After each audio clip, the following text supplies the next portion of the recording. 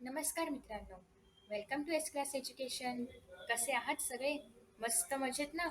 आज आपण पाहतोय 12th स्टँडर्ड बायोलॉजी महाराष्ट्र बोर्डमधील chapter that is human health and diseases. या चॅप्टरमधला आज आपण सेकंड पार्ट पाहणार आहोत, तो म्हणजे सेल्स ऑफ इम्युन सिस्टम. याआधी फर्स्ट पार्टमध्ये ऑलरेडी आपण डिसिजेस म्हणजे काय किंवा इम्युनिटी सिस्टीम काय असते, कशा म्हणजे कोणते कोणते टाईप्स आहेत इम्युनिटी सिस्टीममध्ये, हे सगळं काही आपण पाहिलं होतं. आता आपण नेमकं इम्युन सिस्टीममध्ये जे सेल्स आहेत ते कोणते आहेत, त्यांचं मेकॅनिझम काय आहे, ते कशा पद्धतीने आपल्या बॉडीवरती ॲक्ट करतात किंवा कशा पद्धतीने ते अँटीजनला डिस्ट्रॉय करतात, हे सगळं आज आपण पाहणार आहोत. सगळ्यात पहिल्यांदा तर या ठिकाणी इम्युन सिस्टीममध्ये दोन प्रकारचे सेल्स आहेत. एक म्हणजे लिम्फोसाइट्स आणि दुसरं म्हणजे अँटीजन प्रेझेंटिंग सेल्स. आता लिम्फोसाइट्स म्हणजे काय, तुम्ही याच्या आधी लिम्फोसाइट्सचं नाव ऐकलं असेल, maybe antigen presenting cells तुम्ही नसतील ऐकले. बट तरीही आता आपण दोन्ही प्रकाराबद्दल अभ्यास करणार आहोत. सगळ्यात पहिल्यांदा आहे lymphocytes. So lymphocytes are the main cells of the immune system. आपल्या इम्युन सिस्टीममध्ये सगळ्यात महत्त्वाचे सेल्स लिम्फोसाइट्स आहेत. तुम्ही याच्या आधी हे देखील पाहिलं असेल की WBC जे आहेत ते आपल्या बॉडीमध्ये जे पण पॅथोजन येतील त्यांच्यावरती अटॅक करण्याचं काम करतात. त्याच पद्धतीने आहेत लिम्फोसाइट्स. ज्याप्रमाणे आपल्या बॉडीमध्ये RBC असतील, WBC असतील, प्लेटलेट्स असतील, हे सगळे सेल्स स्टेम सेल्स पासून बनलेले आहेत. आय होप तुम्हाला सगळ्यांना स्टेम सेल्स माहिती आहे. नसेल माहिती तर आपली बॉडी जेव्हा तयार होते, जेव्हा आपण एम्ब्रायो असतो किंवा एम्ब्रिओ असतो, तर एम्ब्रिओमध्ये आपले जे काही सेल्स असतात त्या सगळ्या सेल्सला आपण काय म्हणणार आहोत, स्टेम सेल्स. आणि त्यांच्यामध्ये पोटेन्शियल असतं की ते कुठल्याही प्रकारच्या सेल्समध्ये तयार होऊ शकतात, कन्वर्ट होऊ शकतात. ओके. सो बेसिकली हे जे सगळे RBC WBC आहेत ते ज्याप्रमाणे स्टेम सेल्स पासून तयार झालेले आहेत, त्याचप्रमाणे हे सगळे लिम्फोसाइट्स आहेत ते सुद्धा स्टेम सेल्स पासूनच तयार झालेले आहेत. सो आता हे जे स्टेम सेल्स आहेत ते नेमके कुठे असतात? तर स्टेम सेल्सलाच आपण स्टेम सेल्स कुठे असणार आहेत? हिमोसायटोप्लास्ट म्हणजेच काय, स्टेम सेल्स जे प्रेझेंट असणार आहेत फिटसमध्ये, लिव्हरमध्ये असणार आहेत. म्हणजे जेव्हा एम्ब्रिओ तयार होते तेव्हा त्याच्या लिव्हरमध्ये असणार आहेत. कारण लिव्हरमधून असे सगळे सेल्स ओरिजिन आहे लिव्हर, याच्यापासूनच सगळे सेल्स तयार होतात. नेक्स्ट आहे ते म्हणजे जर आपण अडल्ट बॉडीमध्ये पाहिलं तर हे जे स्टेम सेल्स आहेत तर हे बोन मॅरोमध्ये बघायला मिळतात. ओके. मग आता हे लिम्फोसाइट्स कुठे बघायला मिळतात? तर बेसिकली लिम्फोसाइट्सच्या काही ठरलेल्या जागा आहेत किंवा लिम्फोसाइट्स पूर्ण बॉडीवर सर्क्युलेट होत असतात, ब्लडमधून म्हणा किंवा लिम्फमधून. ओके. सो आता हे जे लिम्फोसाइट्स आहेत ते एक तर गट्समध्ये पाहायला मिळतात. गट म्हणजे काय, एलिमेंटरी कॅनल. एलिमेंटरी कॅनल म्हणजे काय, तर इसोफेगस पासून रेक्टम एनोसपर्यंत जो काही ट्रॅक आहे डायजेशनचा, त्याला आपण म्हणणार आहोत एलिमेंटरी कॅनल. ओके. सो याचे एलिमेंटरी कॅनल आहे किंवा जे गट्स आहेत या ठिकाणी आपल्याला लिम्फोइड टिश्यूज पाहायला मिळतात. टॉन्सिल्समध्ये म्हणा किंवा पेड्स पॅचेसमध्ये म्हणा, या ठिकाणी आपल्याला पाहायला मिळतात. हे ते जे लिम्फोसाइट्स आपल्याला पाहायला मिळतात टॉन्सिल्समध्ये किंवा पेड पॅचेसमध्ये वगैरे, तर यांना आपण म्हणणार आहोत बर्सल किंवा बी लिम्फोसाइट्स. ओके. बर्सल आणि बी लिम्फोसाइट्स हे मॅच होते, सो दॅट्स वाय बर्सललाच आपण बी लिम्फोसाइट्स म्हणतो. ओके. नेक्स्ट आहे अजून काही प्रकारचे लिम्फोसाइट्स आहेत जे आपल्याला थायमस ग्लँडमध्ये पाहायला मिळतात. आय होप की तुम्हाला सगळ्यांना माहिती आहे थायमस ग्लँड जे की ट्रकियाच्या बाजूला असणार आहे. सो त्या ठिकाणी तुम्हाला लिम्फोसाइट्स काही पाहायला मिळतात जे की मॅच्युअर लिम्फोसाइट्स आहेत. सो त्यांना आपण टी लिम्फोसाइट्स म्हणणार आहोत. सो दोन प्रकारचे लिम्फोसाइट्स आहेत, बी लिम्फोसाइट्स आणि टी लिम्फोसाइट्स. ओके. हे जे लिम्फोसाइट्स आहेत तर हे बॉडी फ्लुइडमधून फिरत असतात. बॉडी फ्लुइडमध्ये काय काय येतं, तर ब्लड पण येतं आणि लिम्फ पण येतं. लिम्फ काय आहे, शक्यतो जे पण आपल्या बॉडीमध्ये फ्लुइडमध्ये असणारं नको असलेलं पार्टिकल्स आहेत ते लिम्फमधून वेस्ट पार्टिकल्स जात असतात. सो त्या ठिकाणीही आपल्याला लिम्फोसाइट्स पाहायला मिळतात. सो अशा पद्धतीने लिम्फोसाइट्स एका पर्टिक्युलर नोड्समध्ये वगैरे प्रेझेंट असतात. नोड्स म्हणजे काय, लिम्फोसाइट्सचा एक ग्रुप आहे. लिव्हरमध्ये म्हणा, अजून बरेचसे आपल्या बॉडीमध्ये त्याचे साईट्स आहेत तर त्या ठिकाणी ते प्रेझेंट असतात किंवा ते आपल्या बॉडीमध्ये सर्क्युलेट होत असतात. नेक्स्ट आहे ते म्हणजे ऑप्सोनिसेशन. ऑप्सोनिसेशन म्हणजे काय, तर बेसिकली सपोज की हा आपला इन्फेक्टेड सेल आहे किंवा बॅक्टेरियाचा एक असं ग्रुप आहे किंवा एक सेल आहे, तर याच्या भोवती हे सगळे जे अँटीबॉडीज आहेत तर ते असे येऊन अटॅच होतात सगळे, म्हणजे जेवढे त्याला आवश्यक असतील तेवढे. So सगळे या ठिकाणी अँटीबॉडीज येऊन अटॅच होणार आहेत आणि या बॅक्टेरियाच्या भोवती कोटिंग तयार करतात ज्याला आपण म्हणणार आहोत ऑप्सोनिसेशन. बरं, हे कोटिंग का तयार केलंय, तर हे कोटिंग इथे तयार केल्यामुळे हे जे ते फिरणारे जे फॅगोसायटोसिस आहेत किंवा जे मॅग्रोफेजेस आहेत त्यांना कळतं की या ठिकाणी एक बॅक्टेरिया आहे and we have to kill it. तर मग ते या ठिकाणी बेसिकली त्यांना या ठिकाणी अट्रॅक्ट करण्याचं काम केलं जातं. कारण बॉडीमध्ये प्रचंड सेल्स आहेत. सो फॅगोसायटोसिसचं पण त्या ठिकाणी लक्ष वेधून घेतलं पाहिजे आणि त्याचं काम कोण करणार आहे, अँटीबॉडी करणार आहे, की अँटीबॉडी त्या सगळ्या बॅक्टेरियाच्या सेल्सला जाऊन चिकटतात, त्याचं कोटिंग तयार करतात आणि मग त्या ठिकाणी ते फॅगोसायटोसिसला यायला भाग पाडतात. ओके. आणि मग ते मॅक्रोफेज त्याला खाऊन टाकणार, त्याचं डेड वेस्ट परत ते एनगल्फ करणार आणि संपला बॅक्टेरिया. नेक्स्ट आहे ते म्हणजे न्यूट्रलायझेशन. न्यूट्रलायझेशन म्हणजे काय, neutralisation of toxins released by bacteria that is tetanus toxin. So जेव्हा पण एखादा बॅक्टेरिया आपल्या बॉडीवरती अटॅक करेल तेव्हा आपल्या बॉडीमध्ये तो काहीतरी टॉक्सिक मटेरियल्स रिलीज करतो. मग आता हे जर टॉक्सिक मटेरियल्स आपल्या बॉडीमध्ये आपण काही न करता असेच पसरू दिले तर अर्थात ते आपल्या बॉडीला हार्मफुल आहेत. मग हे जे अँटीबॉडीज आहेत ते काय करतात, या टॉक्सिक मटेरियलला न्यूट्रलाइज करतात. न्यूट्रलाइज म्हणजे काय? फॉर एक्झाम्पल, मे बी हे टॉक्सिक मटेरियल्स ॲसिडिक असू शकतात, मे बी हे बेसिक असू शकतात, जे की आपल्या बॉडीवरती ऍक्ट करणार आहेत. जर आपण त्यांची ॲसिडिसिटी आणि बेसिसिटी जर आपण काढून टाकले तर ते काय होतील, न्यूट्रल होतील. फॉर एक्झाम्पल तुम्ही जर पाहिलं तर काही सबस्टन्सेस ॲसिडिक असतात, काही सबस्टन्सेस बेसिक असतात. जसं की आपलं पाणी न्यूट्रल आहे. न्यूट्रल म्हणजे काय, ते ना ना तर ॲसिडिक आहे ना तर बेसिक आहे. त्याच पद्धतीने जर आपण हे सगळे टॉक्सिन्सला न्यूट्रल केलं म्हणजे बॅलन्स केलं तर ते कामच नाही करू शकणार, कारण आपण त्याची ॲसिडिटी काढून घेतोय, त्याची आपण बेसिसिटी काढून घेतोय, तर ते ॲक्टिव्हेटच नाही राहू शकणार आपल्या बॉडीमध्ये आणि आपल्या बॉडीला ते हार्मफुल नाही ठरू शकणार. सो बेसिकली अँटीबॉडीज हेच करण्याचं काम करतात. हे जे अँटीबॉडीज आहेत ते पर्टिक्युलर अँटीजनसाठी पर्टिक्युलर अँटीबॉडीज असतात. म्हणजे ते कसे आहेत, अँटीजन स्पेसिफिक आहेत. कुठल्याही अँटीजनला कुठल्याही अँटीबॉडी जाणार असं होत नाही. ओके. नेक्स्ट आहे, हे सगळं आपण पाहिलं कशाबद्दल, लिम्फोसाइट्स बद्दल आपण पाहिलं. नेक्स्ट सेल्सचा प्रकार आहे ते म्हणजे antigen presenting cells. Antigen presenting cells engulf invading pathogens and process the antigens. So basically हे जे अँटीजन प्रेझेंटिंग सेल्स आहेत ते काय करतात, जे पण पॅथोजन मेलेले असतील किंवा जे पण नवीन पॅथोजन घुसखोरी करू पाहतात आपल्या बॉडीमध्ये, त्यांना काय करणार आहेत, एनगल्फ करण्याचं काम करणार आहे. आणि ह्या अँटीजनना आपल्या बॉडीमध्ये किंवा आपल्या मारण्याच्या प्रोसेसमध्ये किंवा किल करण्याच्या प्रोसेसमध्ये ते काय करणार आहेत, प्रोसेस करणार आहेत त्याची. सो द प्रोसेस्ड अँटीजन्स, आता हे जे अँटीजन्स आहेत त्यांना अशा पद्धतीने इतर मारलं जातं किंवा यांना त्यांची ॲसिडिटी बेसिसिटी काहीतरी कमी केली जाते. सो बेसिकली असे जे अँटीजन्स आहेत are presented on their own surface and these cells are able to deliver a stimulatory signals that is necessary for the activation of helper T cells. So आता हे जे अँटीजन्स आहेत ज्यांना आपण निकामी केले थोडक्यात, सो हे अँटीजन्स काय करतात, अँटीजन प्रेझेंटिंग सेल्सच्या सरफेसवरती जाऊन बसवले जातात. ओके. सपोज की हा आपला सेल आहे, याच्या बॉडीवरती जेव्हा आपण एखादा किल्ड किंवा हाफ किल्ड किंवा पार्शली किल्ड किंवा इनॅक्टिव्ह अँटीजन जेव्हा आपण अशा पद्धतीने याच्या बॉडीवरती इन्व्हेंट करू किंवा ठेवला जाईल, तर तेव्हाच या ठिकाणी या सेलला आपण काय म्हणणार आहोत, अँटीजन प्रेझेंटिंग सेल. अर्थात हे बॉडी स्वतः करत असते, आपण याच्यामध्ये काही करत नाही, पण मी म्हणताना चुकून म्हणले की आपण करत असतो. सो बेसिकली बॉडी स्वतःहून याच्यामध्ये काय करत असते की एखाद्या सेलच्या सरफेसवरती अँटीजन अशा पद्धतीने अटॅच करून काय करते, पूर्ण बॉडीवर पाठवते. याच्यामुळे काय होईल बरं, याच्यामुळे जे बाकीचे टी सेल्स आहेत, हेल्पर टी सेल्स, यांना सिग्नल मिळेल की कोणीतरी असं आहे की जे आपल्या बॉडीमध्ये घुसखोरी करू पाहते किंवा आपल्या बॉडीमध्ये इन्फेक्शन स्प्रेड करू पाहते. मग याच्यामुळे त्यांना एक सिग्नल्स मिळणार आहेत की असे काहीतरी अँटीजन्स आपल्या बॉडीमध्ये आलेले आहेत. आणि मग ते सगळे जे हेल्पर टी सेल्स आहेत किंवा जे सगळे लिम्फोसाइट्स वगैरे आहेत, बी लिम्फोसाइट्स वगैरे आहेत, ते सगळे काय होणार आहेत, या ठिकाणी ऍक्टिव्हेट होणार आहेत. ओके. सो बेसिकली हे आहे याचं मेकॅनिझम, याला आपण म्हणणार आहोत अँटीजन प्रेझेंटिंग सेल्स. हे बेसिकली स्टिम्युलेटरी सिग्नल्स पूर्ण बॉडीवर प्रोड्यूस करण्याचं किंवा सेंड करण्याचं काम करत असतात. ओके. नेक्स्ट आहे वॅक्सिनेशन. वॅक्सिनेशन म्हणजे काय, याच्याबद्दलचा अनुभव सगळ्यांनी घेतला असेल सध्या कोरोना वॅक्सिन दरम्यान, कोविड वॅक्सिन दरम्यान.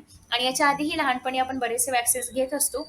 तर त्याचप्रमाणे वॅक्सिन नेमकं करतं काय आपल्या बॉडीमध्ये, तर administration of vaccine that is inactivated pathogen or antigenic protection of particular pathogen to protect against a particular pathogen is called as vaccination. काहीच समजलं नाही ना, स्वतः समजून घेऊया. बेसिकली आपल्या बॉडीमध्ये सपोज जेव्हा आपल्याला कोविडची वॅक्सिन दिली गेली, आय गेस की मी हे पहिल्या व्हिडिओमध्ये पण एक्सप्लेन केले, जाऊ दे, ज्यांनी ऐकलं असेल दे कॅन स्किप, ज्यांनी नाही ऐकलं पुन्हा एकदा पाहू शकता, no problem. So for example, जर आपल्या बॉडीमध्ये किंवा आपल्याला जर जेव्हा कोविडची वॅक्सिन दिली गेली, तर बेसिकली वॅक्सिन दिली म्हणजे नेमकं काय केलं, तर कुठलीही वॅक्सिन जेव्हा आपल्याला दिली जाते, याचा अर्थ तो जो काही पॅथोजन आहे ज्याच्या अगेन्स्ट आपण वॅक्सिन घेतोय, तर तोच पॅथोजन इतर पूर्ण किल्ड फॉर्ममध्ये किंवा पार्शियली किल्ड फॉर्ममध्ये आपल्या बॉडीमध्ये सोडला जातो. याला आपण म्हणतो वॅक्सिनेशन. सिम्पल. जो कुठला पॅथोजन आहे ज्याच्या विरुद्ध आपण वॅक्सिन घेतो आहोत, ते वॅक्सिन म्हणजे काय असतं, तर तोच पॅथोजन इतर फुल किल्ड म्हणजे पूर्ण किल्ड असा किंवा पार्शियली किल्ड किंवा त्याचा असं काहीतरी त्याच्यामध्ये मिक्स केलं आहे जेणेकरून तो तो पॅथोजन आपल्या बॉडीमध्ये आपण सोडल्यानंतर आपल्या अँटीबॉडीच्या सिस्टीमला तो ऍक्टिव्हेट तर करेल, पण किंवा आपल्या इम्युनी सिस्टीमला तो ऍक्टिव्हेट करेल, पण आपल्या बॉडीला हार्मफुल असा कुठलाही इफेक्ट किंवा अफेक्ट करणार नाही. ओके. सो याला आपण म्हणणार आहोत basically vaccination. So the body's immune system helps to protect against pathogen that cause diseases किंवा infection. It's an efficient system. Most of the time, it either keeps microorganisms out or tracks them down and gets rid of them. However, some pathogens can overwhelm the immune system. काही pathogens अतिचतुर असतात, ते आपल्या इम्युनी सिस्टीमला त्याचं काम बंद करण्याचं काम करतात किंवा इम्युन सिस्टीमच्या कंट्रोलच्या बाहेर पण जातात. Okay. So when this happens it can cause serious illness. अर्थात जर ते वॅक्सिन्स जे पण आपल्या बॉडीमध्ये आपण अँटीबॉडीज तयार केले आहेत, ते जर आपली बॉडी त्या अँटीबॉडी जर आपल्या बॉडीमध्ये इन्फेक्शनला नाही मारू शकले, तर अर्थात ते इन्फेक्शन आपल्या पूर्ण बॉडीचा ताबा घेईल आणि आपल्या बॉडीमध्ये पसरेल. ओके. आणि याच्यामुळेच काय होते, इलनेस होतो. Pathogens most likely to cause problems are the ones the body doesn't recognize. So मग आपण कधी कधी काय होतं की वॅक्सिन्स घेऊनही कधी दुसरे आजार होतात. ऑब्व्हियसली ज्याची वॅक्सिन घेतली ते त्याच आजारासाठी असणार आहे. त्याच्यामुळे जर बॉडीला ओळखताच नाही आले की तो बॅक्टेरिया किंवा ते व्हायरस किंवा ते इन्फेक्शन किंवा ते पॅथोजन कुठलं आहे, तर त्याच्यावरती बॉडी काम नाही करू शकणार. Okay. So vaccination is a way to teach the immune system as how to recognise and eliminate pathogenic organisms. Sorry. So basically vaccination जेव्हा एखाद्या बॉडीला दिले जातं, तर वॅक्सिनेशन काय काम करणार आहे, तर वॅक्सिनेशन बॉडीला शिकवतं की कशा पद्धतीने आपल्याला इम्युनी सिस्टीम डेव्हलप करायची आहे त्या पर्टिक्युलर ऑर्गॅनिझमच्या अपोजिट किंवा अगेन्स्ट, आणि त्याला आपण एलिमिनेट कसे करणार आहोत आपल्या बॉडीमधून. Okay. So that way body is always prepared if you are even exposed. So जरी तुम्ही कुठल्याही डिसीजला, म्हणजे ज्याची तुम्ही वॅक्सिन घेतलेली आहे, अशा डिसीजला जरी तुम्ही एक्सपोज झाला किंवा अशा डिसीजचे ऑर्गॅनिझम्स किंवा पॅथोजन्स जरी, ऑर्गॅनिझम्स नाही म्हणताना पॅथोजन्स म्हणावं लागेल. सो अशा डिसीजचे पॅथोजन्स जर तुमच्या बॉडीमध्ये आले, तर तुम्हाला काळजी करायची गरज नाही, कारण तुमची बॉडी त्यासाठी वेल प्रिपेअर्ड आहे जर तुम्ही वॅक्सिन घेतली असेल तर. Okay. So vaccination is an important form of primary preventation. अर्थात हे प्रायमरी प्रिव्हेंटेशनसाठी आहे. That can protect the people from getting sick. Okay. म्हणजे आजारी पडू नये यापासून वाचाल तुम्ही प्रायमरी स्टेजवरती, यासाठी वॅक्सिनेशन आहे. पण वॅक्सिनेशन असे पण आहेत जे खूप मोठ्या मोठ्या डिसिजेसला कंट्रोल करतात. फॉर एक्झाम्पल मिसल्स आहे, पोलिओ आहे, टिटॅनस आहे, वुपिंग कफ आहे, यांसारखे खूप मोठे डिसीज की ज्याच्यामुळे लोकांचा जीव जाऊ शकतो. अशा डिसीजला आपण प्रिव्हेंट करण्याचं काम हे वॅक्सिन्स करत असतात. So it's important that as many people as possible get vaccinated. आणि त्याच्यामुळे जनतेने किंवा लोकांनी त्या त्या पर्टिक्युलर डिसीजच्या अगेन्स्ट असणारे वॅक्सिनेशन्स घेतले पाहिजेत. So vaccinations don't just protect individual. When enough people are vaccinated, it also helps to protect the society. असं नाही की मी वॅक्सिन घेतलं तर फक्त मीच आजारी नाही पडणार, तर याच्यामुळे काय होणार, मी आजारी नाही पडणार याचा अर्थ माझ्याकडे ते जीवजंतू मारले जातात. सो ऑब्व्हियसली मी ते दुसऱ्याला पण आजारी करू नाही शकणार किंवा दुसऱ्याला पण ते जे पण डिसीज आहेत तर ते स्प्रेड नाही करू शकणार. ओके. सो त्याच्यामुळे जेवढे जास्त लोक वॅक्सिन्स घेतील तेवढी अर्थात सोसायटी स्ट्रॉंग होणार आहे किंवा कोणीच एक दुसऱ्याला डिसीज पसरवू शकणार नाही. आणि भले डिसीज पसरला तर त्याला स्वतःला काही त्रास होणार नाही, कारण प्रत्येकाने वॅक्सिन घेतलेलं आहे. सो दॅट्स वाय फक्त आपणच नाही तर पूर्ण सोसायटी याच्यामुळे स्ट्रॉंग होऊ शकते. आणि आपला India as a healthy India म्हणून ॲज अ हेल्दी इंडिया होऊ शकते फ्युचरमध्ये. किंवा आता सुद्धा लोकांमध्ये बऱ्याच मोठ्या प्रमाणामध्ये अवेअरनेस आहे की हेल्थ विषय म्हणा किंवा सगळ्याच गोष्टींविषयी, हेल्थ रिलेटेड असेल, हायजीन रिलेटेड असेल, आणि त्याच्यामुळे लोक मोठ्या प्रमाणामध्ये हायजीन वगैरे या सगळ्या गोष्टींचं पालन करत आहेत. सो नेक्स्ट कुठे आहोत आपण? हां. नेक्स्ट या ठिकाणी तुम्हाला डू यू नो मध्ये सांगितलेलं आहे की वॅक्सिन्स नेमकी कशा पद्धतीने काम करतात. सो मी तुम्हाला ऑलरेडी सांगितलेलं आहे की वॅक्सिन्समध्ये काय केलं जातं आपल्या बॉडीमध्ये, इधर त्या पॅथोजनचे DNA म्हणा, RNA म्हणा, डेड फॉर्ममध्ये किंवा पार्शियली डेडमध्ये आहे असं नाही सोडलं जात. सो बेसिकली या सगळ्या किंवा वीक केलेला पॅथोजन असेल तर ते सगळं आपल्या बॉडीमध्ये as a form of antigen म्हणून रिलीज केलं जातं, ज्याच्यामुळे आपली बॉडी त्याच्या विरोधात अँटीबॉडी तयार करते. आता याच्यामध्ये पण आपण ॲक्वायर्ड अँटीबॉडी वगैरे सगळं काही, ॲक्वायर्ड इम्युनिटी वगैरे सगळं काही ऑलरेडी पाहिलेलं आहे. आफ्टर दॅट नेक्स्ट आहे वॅक्सिनेशन्स आर सेफ. बऱ्याच जणांना असं वाटतं की वॅक्सिनेशन्समध्ये जर आपण तेच pathogen in the form of partially killed म्हणा की पण तेच ऑर्गॅनिझम आपण आपल्या बॉडीमध्ये पाठवतोय ना, सो हे कितपत सेफ आहे. कारण असं पण तर होऊ शकतं की वॅक्सिनेशन घेतल्यानंतर आपण आजारी पडू. तर तुम्ही जर पाहिलं असेल, जेव्हा कोविडच्या वॅक्सिन्स लोक घेत होते तेव्हा बऱ्याच जणांना वॅक्सिन घेतल्यानंतर 1-2 दिवसासाठी एक नॉर्मल फीवर वगैरे येत होता किंवा काहींचं अंग वगैरे दुखत होतं. तर हे का? कारण वॅक्सिनेशन्समध्ये पण तेच ऑर्गॅनिझम्स डेड फॉर्ममध्ये आपल्याला पाहायला मिळतात. अर्थात काही वॅक्सिन्समध्ये त्याचं फक्त जेनेटिक मटेरियल किंवा जेनेटिक मटेरियलमधलं पण जे फक्त डिसीज कॉज करणारं मटेरियल आहे तेच फक्त सोडलं जातं, किंवा काही वॅक्सिन्समध्ये डिरेक्टली डेड पॅथोजन पण सोडलं जातं. सो बेसिकली मग हे सगळे वॅक्सिन्स सेफ आहेत का? तर अर्थात ते सेफ आहेत. का? तर हे सगळे वॅक्सिन्स खूप स्टडी करून बनवलेले असतात, त्यासोबतच त्याच्यामध्ये खूप प्रिकॉशन्स घेतलेले असतात. अगेन ह्याचे हे आधी डायरेक्टली तुम्ही कुठलंही वॅक्सिन तयार कराल आणि डायरेक्टली कुठल्याही माणसावरती प्रयोग कराल असं नाहीये. तर आधी जे पण ॲनिमल्स आहेत त्यांच्यावरती हे प्रयोग करून बघितलं जातं, की याचे काही साइड इफेक्ट्स आहेत का? किंवा कुठल्या व्यक्तीला याचे साइड इफेक्ट्स होऊ शकतात. एखाद्या व्यक्तीला पहिल्यापासून वेगळाच काहीतरी आजार आहे आणि त्याला जर आपण हे वॅक्सिन दिलं, तर त्याला या आजाराचं अजून वाढू शकतं का? किंवा या आजाराला खरंच ते प्रिव्हेंट करू शकतं का? या सगळ्या गोष्टींचा विचार केला जातो आणि मगच एक अशी वॅक्सिन तयार केली जाते, की जी सगळ्यांना सगळ्यांसाठी सेफ आहे. ओके. कोणालाही त्याच्यामुळे काही प्रॉब्लेम होणार नाही, अशी एक वॅक्सिन तयार केली जाते. सो त्याच्यामुळे वॅक्सिन्स आर सेफ. त्याच्यामध्ये भलेही त्याच्यामध्ये डेड पॅथोजन्स वगैरे असले तरी पण त्याच्यावरती खूप रिसर्च करून आणि आपल्या बॉडीला जेवढं झेपेल किंवा आपली बॉडी त्याच्यामुळे आजारी नाही पडणार किंवा त्या पर्टिक्युलर बॅक्टेरियाने इन्फेक्टेड नाही होणार, व्हायरसने इन्फेक्टेड नाही होणार, एवढ्याच प्रमाणामध्ये ते वॅक्सिन दिलं जातं. त्याच्यामुळे वयानुसार वेटनुसार वगैरे वॅक्सिन्स असतात. फॉर एक्झाम्पल जसं की आपण पाहिलं 15 to 18 इयर्सचं वॅक्सिन वेगळं होतं. सॉरी, 15 to 18 काहीतरी होतं ना, जे काही असेल ते. म्हणजे त्या एज ग्रुपसाठीचे वॅक्सिन्स होते. 15 to 18 वेगळे होते. 18 to समथिंग लाईक 45चं एक प्रकारचं वॅक्सिन होतं. 45 to अपर एजचं एक प्रकारचं वॅक्सिन होतं. सो बेसिकली त्या वयाला जेवढा जेवढा काही डोस अपेक्षित आहे तेवढाच डोस फक्त त्या वॅक्सिनद्वारे प्रोव्हाइड केला जातो, जेणेकरून त्याचा काही साईड इफेक्ट त्या ह्युमन बॉडीवरती होऊ नये. Okay. So in this way आज आपण अँटीबॉडीजबद्दल, त्यासोबतच लिम्फोसाइट्सबद्दल सगळं काही पाहिलेलं आहे. इन शॉर्ट आपण जे आपले सेल्स आहेत इम्युनी सिस्टीममध्ये तर त्याच्याबद्दल डिस्कशन केलेलं आहे. आता जे आपण अँटीबॉडी करतोय तर हे नेमकी कशा पद्धतीने काम करतात याची आयडिया तुम्हाला आली असेल.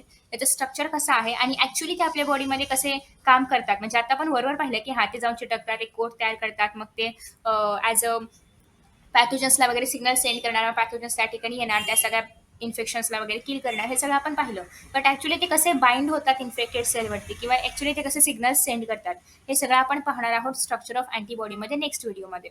व्हिडिओज पार्ट्समध्ये अपलोड करते. सो ज्यांना कोणाला पूर्ण चॅप्टर एकत्र पाहायचं असेल त्याच्यासाठीही आफ्टर दी हा चॅप्टर जेव्हा संपेल, पूर्ण पूर्ण जेव्हा संपेल तेव्हा त्याच्यानंतर सगळ्या व्हिडिओजला मर्ज केलं जाईल आणि एक व्हिडिओ अपलोड केला जाईल.